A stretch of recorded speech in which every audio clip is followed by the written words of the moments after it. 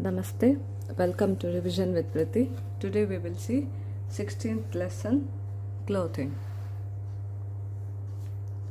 Clothes are made to cover and protect our body. We wear different clothes at home, when we go out, when we go to school, and when we go to sleep. Clean, well-ironed clothes make us look neat and smart. Different types of clothes. We all wear different types of clothes with different designs and colors and made of different materials. The clothes we wear depend on the weather of the place where we live, our culture and traditions, and the new fashion trends. In villages, people mostly wear traditional clothes such as saris, dhotis, salwar kameez, etc. In different parts of India, people wear different kinds of traditional clothes. In towns and cities, men also wear trousers, shirts, t-shirts and jeans. Women wear dresses, skirts, tops and t-shirts.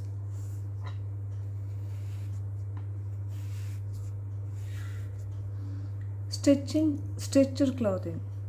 Look at your school uniform. Has it been stitched? Does it have buttons and pins? You are wearing a stitched garment. Stitched garments can be of many different types. They include shirts, trousers, jeans, t-shirts, salwar kameez, skirts, tops, jeans, etc. In Gujarat and Rajasthan, women wear ghagra choli, which comprises a long skirt and a short blouse.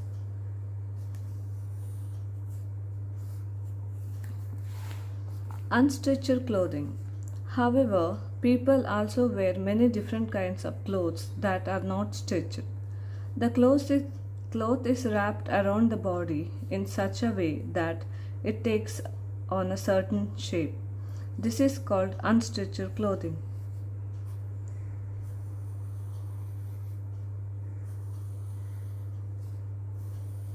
Let us learn more about this. Men's clothing. There are many forms of traditional unstitched clothing still worn in India. One of the most common unstitched garments is a dhoti. It is worn by men. The dhoti is a long piece of cloth which is tied in the front below the waist. It is worn with a stitched garment called kurta. The dhoti is called mundu in Kerala and vesti in Tamil Nadu.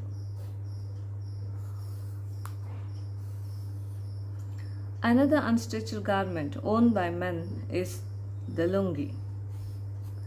This is quite popular in South India. The lungi is simply tied around the waist. The turban is an unstitched piece of cloth which is worn around the head. It is known as pagri. What the Sikh men wear is called dastar. Women's clothing. The sari is a very popular unstitched garment worn by women across the country. Women in different regions drape it differently. Some 108 ways of draping a sari are practiced in India. The difference lies mostly in how the end of sari, called pallu, is draped.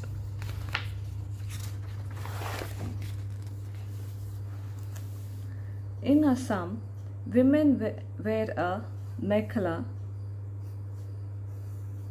which is a long piece of cloth with two ends stitched together. This is tied at the waist. Then, separate piece of cloth called chadar is draped over the shoulder. In Meghalaya, Kasi women wear an unstitched dress known as jaisem. Here, two long pieces of clothes are taken under one arm and tied over the opposite shoulder. The dupatta is also an unstitched garment. It is used by women to cover their heads and upper bodies. It is also called odhni or chunari. In South India, girls wear a large skirt known as pavadai.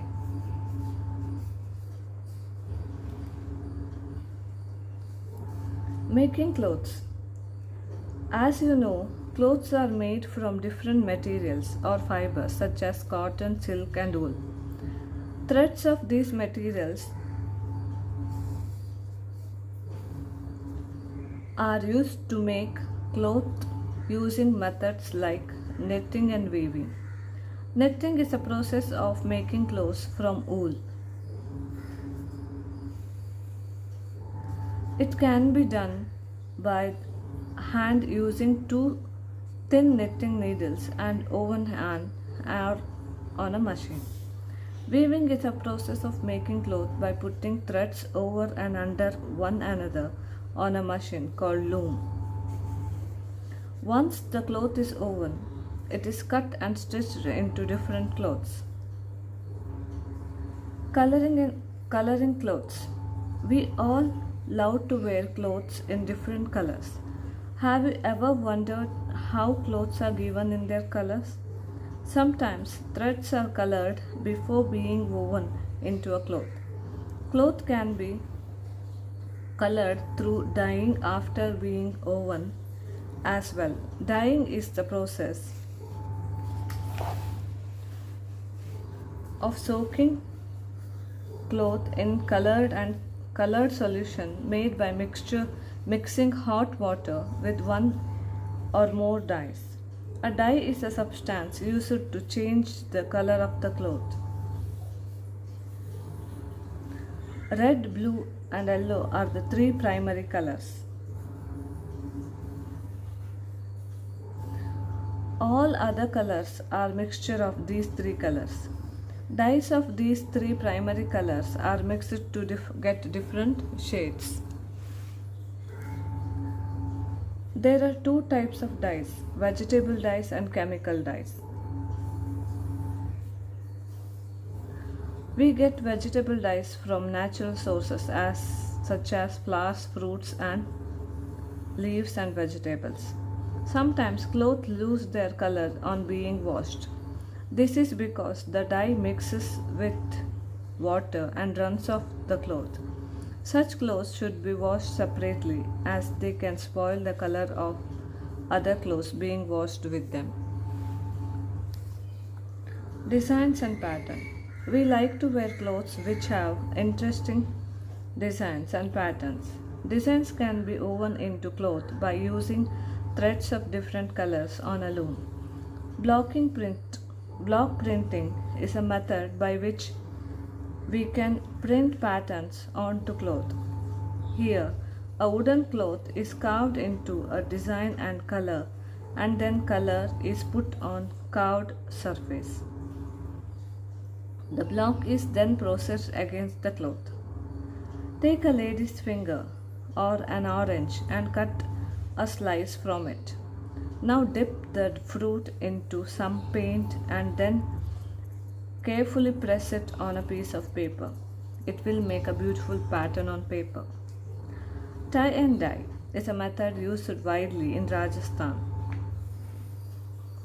The cloth is folded, twisted, and tied with strings before being dyed. After the color is applied, a portion of cloth is untied. The newly untied portion does not have any color. Now, when it is dipped in another color again, this uncolored portion gets colored. Saris made in this style are called bandhani or lahariya. Yet another popular form of coloring cloth is in beautiful design is batik. In this method, certain portions of cloth are covered with melted wax before being dyed. Later, the wax is removed, revealing beautiful patterns. Kalamkari is a method in which designs are painted onto cloth using a special kalam or pen. Andhra Pradesh is famous for this work. Embroidery means sewing patterns on cloth using threads of different colors. Different states of India have different kinds of embroidery. Pulkari is popular in Punjab and Kantha work is found in Bengal. Understood? For this we finished our clothing. Tomorrow we will see the book back exercise of this lesson. Okay? Thank you.